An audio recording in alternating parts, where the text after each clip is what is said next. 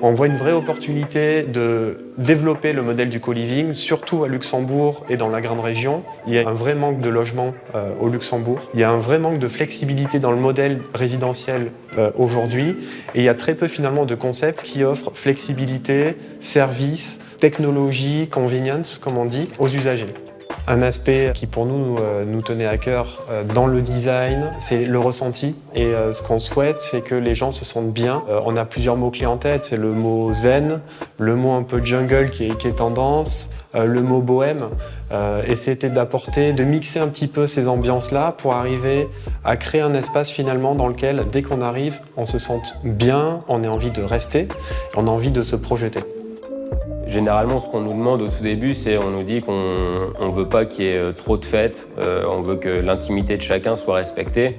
Et donc, au final, on s'aperçoit que tout le monde a cette même recherche, en fait. On n'est plus dans un mode étudiant. Là, on cible vraiment des jeunes actifs qui veulent vraiment être chez soi, tout en rencontrant des nouvelles personnes.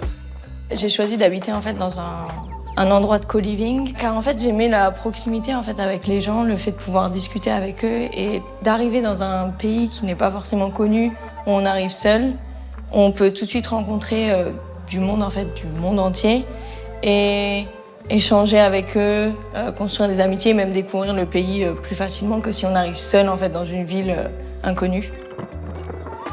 Alors je pense que c'est l'opportunité en fait d'apprendre tous ensemble sur le monde entier et de pouvoir échanger au niveau des cultures, au niveau même du travail ou des endroits en fait environnants. C'est vraiment l'occasion de chacun ramener quelque chose entre guillemets à la table et de pouvoir tous partager ensemble des visions différentes, une histoire différente.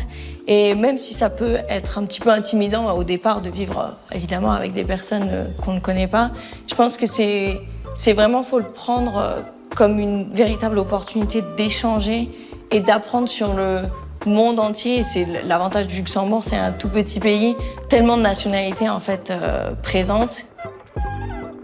Cette maison en fait va être détruite à terme et donc l'objectif de cette maison c'était de pouvoir l'utiliser entre le moment où les autorisations ont été données, enfin, ou en tout cas en attente de ces autorisations, et le moment où le prochain projet prendra vie. Et donc pour nous il était important de pouvoir loger des personnes plutôt que d'avoir une maison vide pendant plusieurs mois voire plusieurs années.